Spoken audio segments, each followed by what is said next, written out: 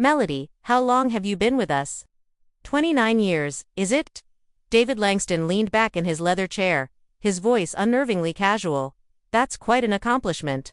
29 years and 362 days, to be exact, I replied, my stomach clenching as I noticed the manila folder on his desk. In all my years at GRW Manufacturing, I'd never been called into a director's office on a Friday afternoon. Something was wrong. I'm Melody Reynolds, 61 years old, and until 5 minutes ago, I was the senior compliance officer at one of St. Paul's largest manufacturing companies. I've spent nearly 3 decades ensuring that GRW operated within legal boundaries, documenting irregularities, and holding firm when others sought easy fixes for complex problems. My pension was set to fully vest on Monday, just 3 days away. The milestone I'd worked my entire adult life for was within reach. David slid the folder across his polished desk. Due to budget constraints, we're letting you go. His eyes never met mine. Effective immediately. The room seemed to tilt slightly. Budget constraints. GRW had just announced record profits last quarter. This is your severance package, he continued, tapping the folder with his finger. Sign by tomorrow or get nothing. HR will escort you to clean out your desk. I should have felt anger, shock, perhaps even the urge to plead. Instead, a strange calm washed over me. This wasn't random. This was calculated, precisely timed to happen before my pension vested. Thank you for the opportunity, I said quietly, picking up the folder. I didn't open it. David looked surprised by my composure, perhaps expecting tears or protests. But I'd spent my career examining patterns, and this one was crystal clear. I stood, smoothed my skirt, and walked out with my dignity intact. Janet from HR hovered awkwardly as I packed my personal items, the photo of my late husband, Thomas, the potted plant my daughter had given me when she left for college 15 years ago, and the plaque I'd received for 25 years of service. I didn't take much.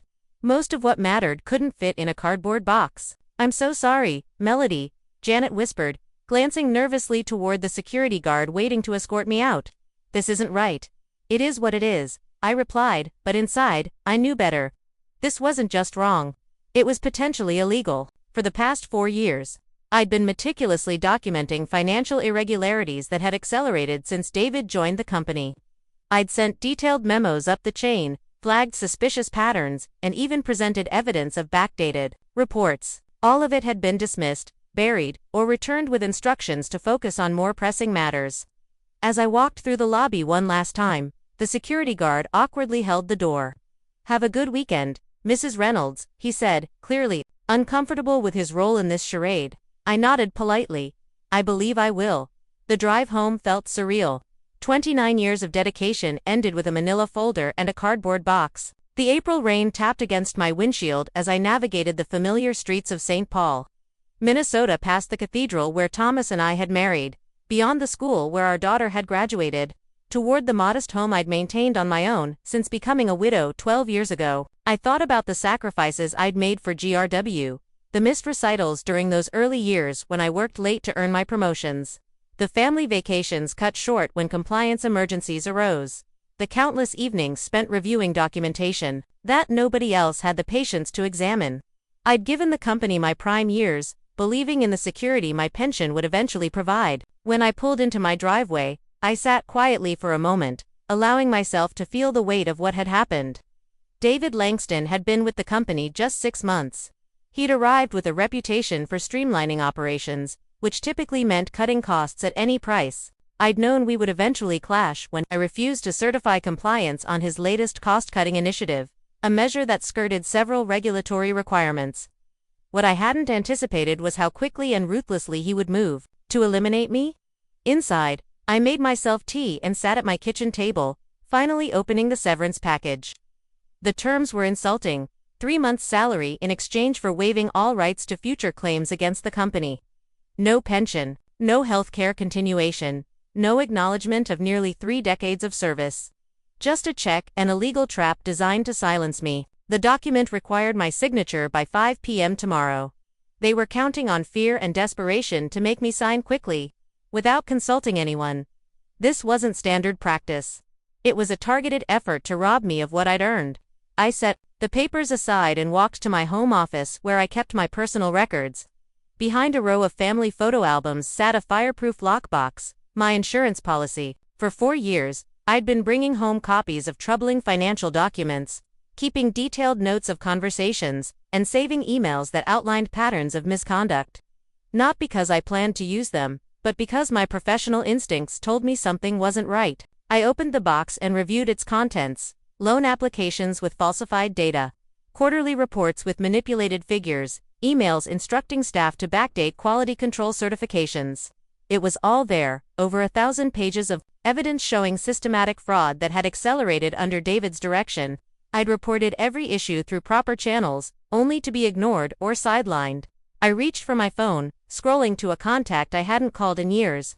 Gregory Santos had been GRW's chief financial officer before leaving to work for the Securities and Exchange Commission. He'd always respected my diligence, even when others found it tedious.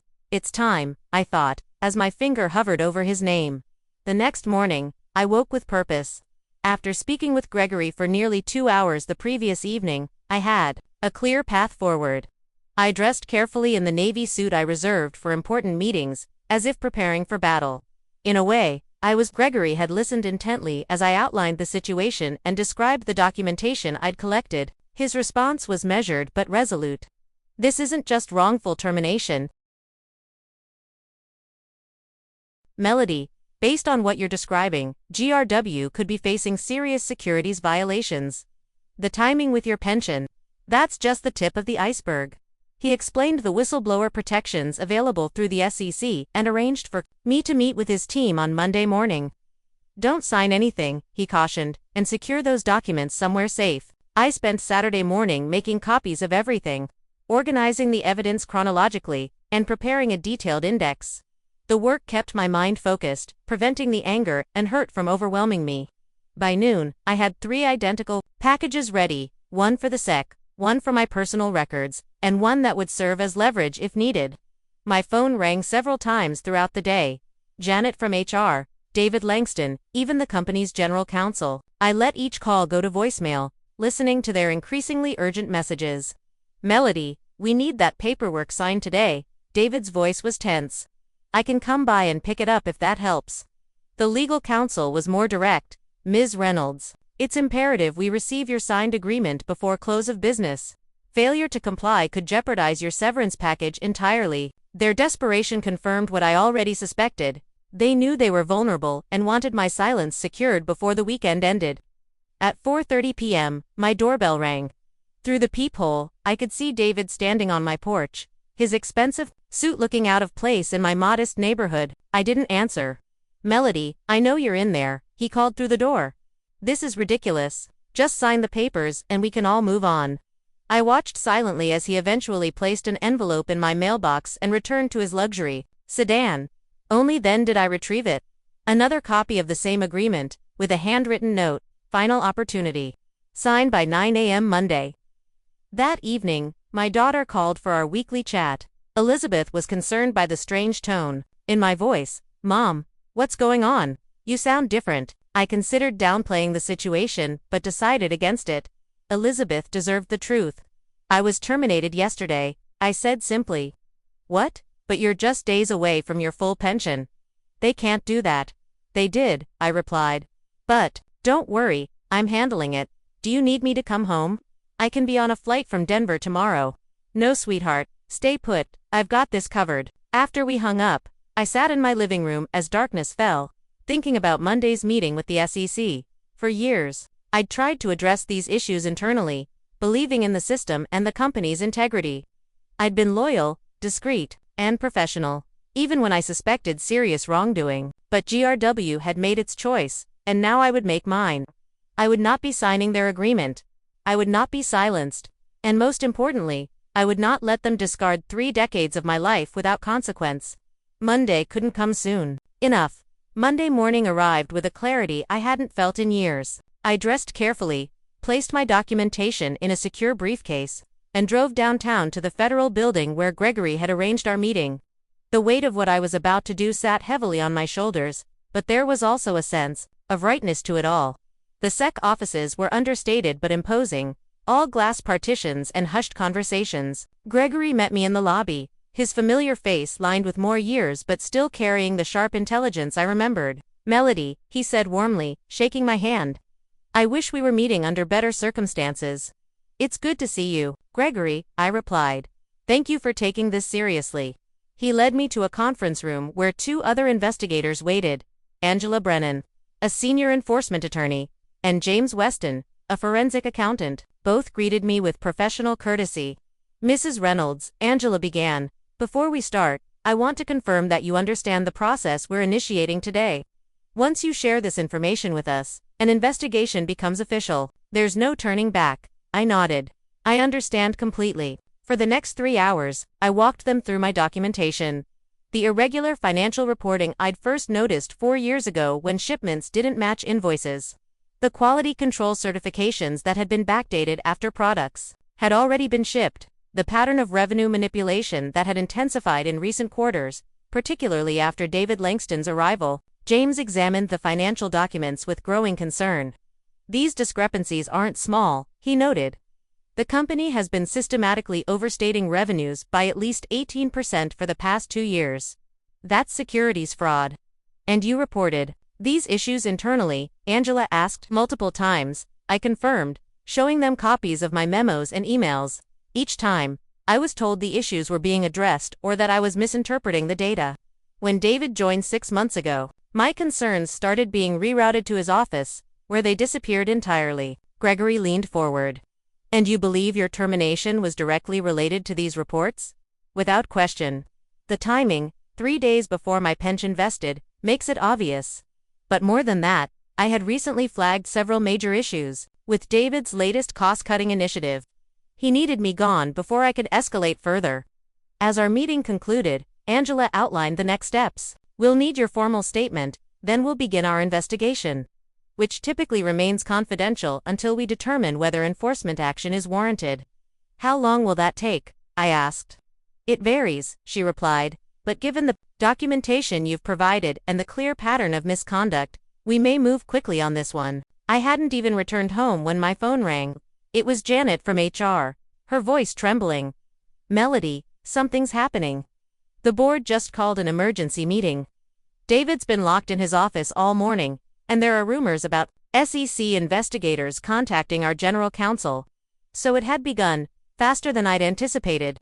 The SEC must have made immediate contact with GRW's legal team. "I'm not surprised," I said calmly. "Did you?" Janet hesitated. "Melody, did you report something?" "I simply did what I should have done years ago," I replied. "What's happening with my pension paperwork?" "That's why I'm calling. The executive committee is reviewing your termination. They've put everything on hold until further notice." An hour later, my phone rang again. This time, it was William Hargrove, the chairman of the board, a man who had barely acknowledged my existence during our few previous interactions. "Miss Reynolds," he said, his typically confident voice sounding strained, "we seem to have a situation that requires your input. Would you be willing to come to the office tomorrow morning to discuss matters?" "I'm afraid that won't be possible, Mr. Hargrove," I replied. "Any discussions should include my attorney and potentially representatives from the Securities and Exchange Commission. I'm sure you understand." The silence on the other end was profound. Finally, he cleared his throat. "I see. Perhaps we can arrange something more formal then." As I hung up, I felt no satisfaction, only a deep weariness at the necessity of it. I had never wanted to be a whistleblower. I had only wanted to do my job with integrity and retire with the security I'd earned. But GRW had forced my hand, and now we would all face the consequences. My phone continued to ring throughout the evening. Colleagues seeking information, executives attempting damage control. I answered none of them. The time for private conversations had passed. Now, everything would happen in the light. By Wednesday morning, the storm had fully broken. Local business publications ran headlines about an SEC investigation into GRW manufacturing, sending the company's stock into a tailspin. Financial analysts who had praised David's efficiency measures just weeks ago now questioned the integrity of the company's entire reporting structure. I received a formal letter from GRW's legal department withdrawing my termination notice and placing me on administrative leave, with full benefits, pending an internal review. It was a transparent attempt to mitigate damages, coming far too late. At 10 a.m., my attorney, Barbara Reynolds, no relation, but the coincidence amused us both, accompanied me to a meeting at GRW's headquarters. The same security guard who had escorted me out on Friday now nodded respectfully as we entered. The atmosphere in the building was tense, with employees huddled in whispered conversations that stopped abruptly when we passed. We were shown to the main boardroom where William Hargrove waited with the company's outside counsel and 3 other board members. David Langston was conspicuously absent. "Thank you for coming, Miss Reynolds," William began, seeming to have aged years in just a few days.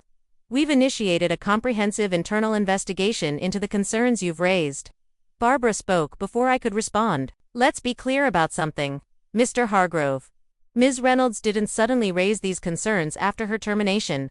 She documented and reported them repeatedly over a period of 4 years, as her job required her to do. The company's decision to ignore those reports and then to terminate her days before her pension vested speaks volumes." William shifted uncomfortably. "Yes, well, that's part of what we're investigating. I want to personally assure Miss Reynolds that her termination has been rescinded. We consider her an employee in good standing, with all benefits intact, including my pension." I asked directly. "Of course," he replied quickly. "In fact, we're prepared to offer you a consulting role after your retirement, which you can begin immediately if you wish. We value your expertise."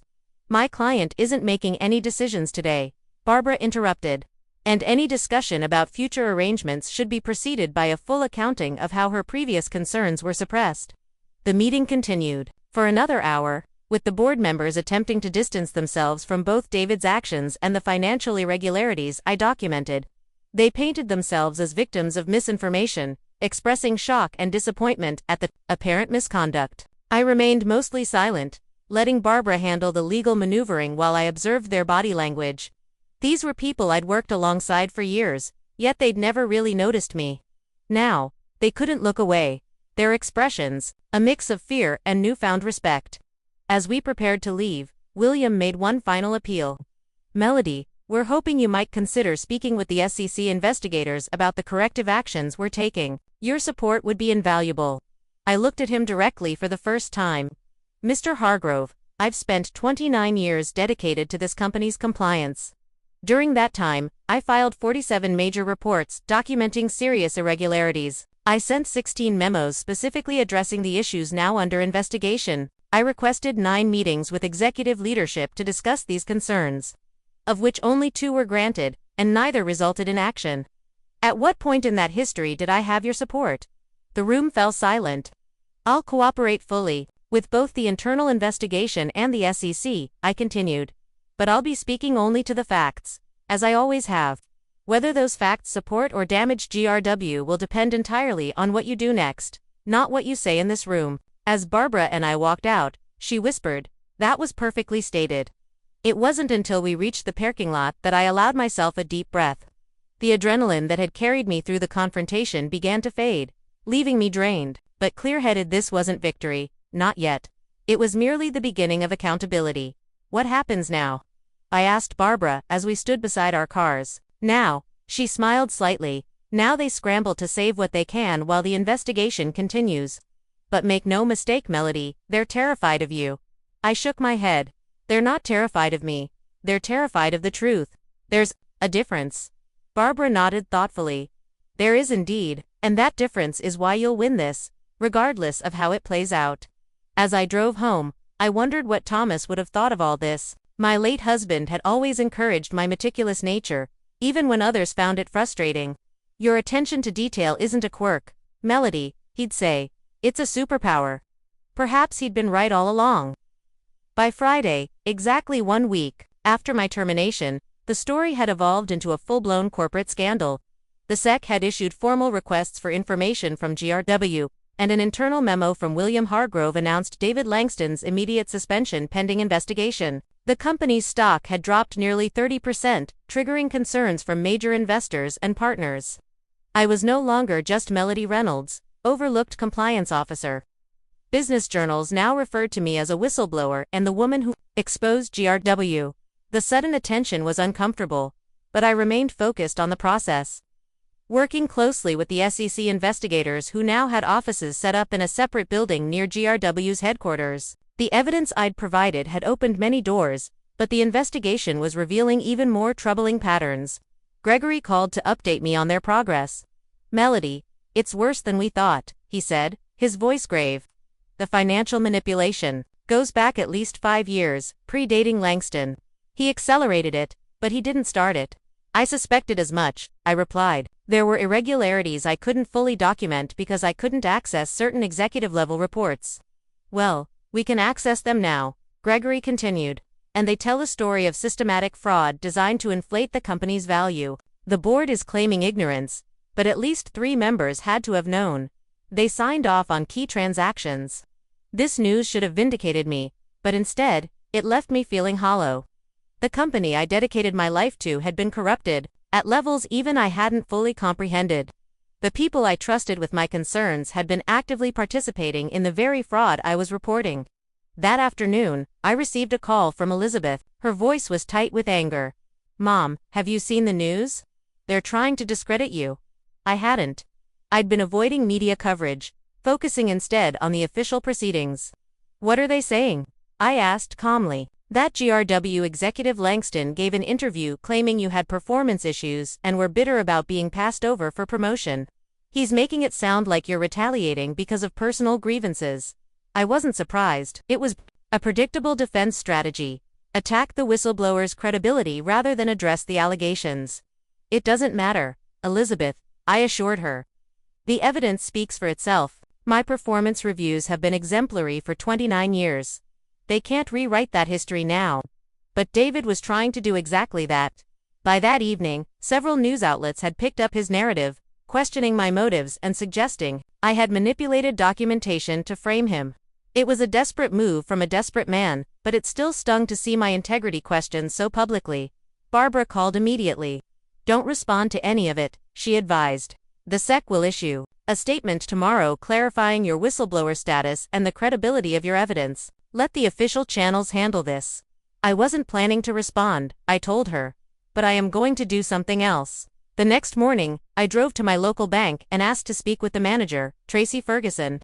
I'd known her for years, as she handled most of GRW's local banking transactions. "Melody," she greeted me warmly. "I've been following the news. How are you holding up?" "I'm fine, Tracy, but I need access to my safe deposit box." Inside the private room, I opened the box and removed a sealed envelope I'd placed there 3 years ago. It contained copies of email exchanges between David's predecessor and 2 board members discussing ways to manage financial appearances during a critical acquisition period. I had found these accidentally while archiving old emails, and something had told me to secure them separately from my other documentation. I hadn't included these in my initial SEC report because they weren't directly related to the current issues. But now, with David attempting to undermine my credibility, they provided crucial context, showing that the problematic practices predated my concerns about him specifically. I called Gregory immediately. "I have something you need to see," I told him. "It changes the narrative completely." As I drove to meet him, I felt no satisfaction, only certainty that the full truth would now emerge, regardless of who was implicated. The emergency board meeting was called for Monday morning. 10 days after my termination, and 7 days after the SEC investigation became public. I wasn't invited, but I didn't need to be there to know what was happening. The additional documentation I'd provided had accelerated the investigation dramatically, implicating not just David but multiple board members in a years-long pattern of financial manipulation. Gregory called me from outside the meeting room. "It's chaos in there," he reported. The SEC enforcement team just presented their preliminary findings. 3 board members have resigned on the spot. David is trying to claim he was following established practices, but no one's buying it anymore. By noon, GRW issued a press release announcing a leadership restructuring and full cooperation with regulatory authorities. The carefully worded statement confirmed the resignation of 4 board members, including William Hargrove, and the termination of David Langston for cause. The company's stock, already battered, dropped another 12% that afternoon. My phone rang. It was Janet from HR again. "The interim CEO wants to meet with you tomorrow, if possible." The interim CEO was Patricia Donovan, the former chief operating officer who had always treated me with professional respect, if not warmth. I agreed to the meeting but insisted it take place at my attorney's office. When Patricia arrived the next day, she looked exhausted but determined. "Melody, I won't waste time with pleasantries," she began. "The company is in crisis, and you're at the center of it, not because you did anything wrong, but because you were the only one who consistently did what was right." She slid a folder across the table, eerily similar to the termination paperwork David had presented just 11 days earlier. "This officially rescinds your termination, reinstates your employment retroactively, and confirms your full pension vesting," she explained. "It also includes an additional compensation package, recognizing the difficulties you've experienced." I opened the folder. The compensation package included a sum equal to 5 years of my salary, full healthcare coverage for life, and a formal apology from the board. "We're also establishing a new corporate ethics division," Patricia continued. "We'd like you to help design it as a consultant after your retirement. Your experience is invaluable." I closed the folder without commenting on the offer. "And David Langston? The board members involved?" Patricia's expression hardened. "Criminal charges are expected. The company will not be defending them." Justice, it seemed, had finally arrived at GRW Manufacturing. 6 months later, I sat in a federal courtroom, watching as David Langston and 2 former board members entered guilty pleas to securities fraud charges. The man who had so casually ended my career now looked diminished in his dark suit, his arrogance replaced by defeat. Our eyes met briefly as he turned to leave, and I saw recognition there, not of me specifically, but of what I represented, the consequences of his actions personified. The GRW scandal had become a case study in corporate governance failures and the crucial role of internal compliance. I had declined the consulting position with the reorganized company, choosing instead to work with regulatory agencies to develop better whistleblower protocols. My story had inspired other compliance officers to come forward with their own documentation of corporate wrongdoing, creating a ripple effect across industries. The SEC had awarded me a substantial whistleblower payment to 15% of the penalties assessed against GRW, combined with my pension and the settlement. I had more financial security than I'd ever imagined possible. I'd established a scholarship fund for women pursuing careers in corporate ethics and compliance, naming it after Thomas. Elizabeth had relocated to St. Paul to be closer to me, bringing my 2 grandchildren with her. We spent weekends together at my new lakeside home, building memories I'd missed while working all those long hours. One evening, as we sat watching the sunset over the water, Elizabeth asked a question that caught me off guard. "Mom, do you regret staying at GRW all those years, given how it ended?" I considered this carefully. "No," I finally answered. "I regret that it was necessary to expose them, but I don't regret my work there. Integrity isn't just about being honest when it's easy. It's about maintaining your principles especially when it costs you something." Elizabeth nodded thoughtfully. "You taught me that, not with words, but by example." That, I realized, was perhaps the most meaningful outcome of all. Not the vindication, not the financial security, but the knowledge that my choices had shown my daughter what it meant to stand firm in your values, regardless of the consequences. As for GRW Manufacturing, the company had survived, though greatly diminished. The new leadership had implemented stringent compliance protocols and transparent reporting practices. They still sent me their annual reports, perhaps as a reminder, perhaps as an apology. I read them carefully, noting the improved practices with professional satisfaction. Some might see my story as one of revenge, but I've never viewed it that way. I simply did what I had always done, documented the facts, reported the truth, and stood by my findings. The difference is that this time, finally, others were forced to listen.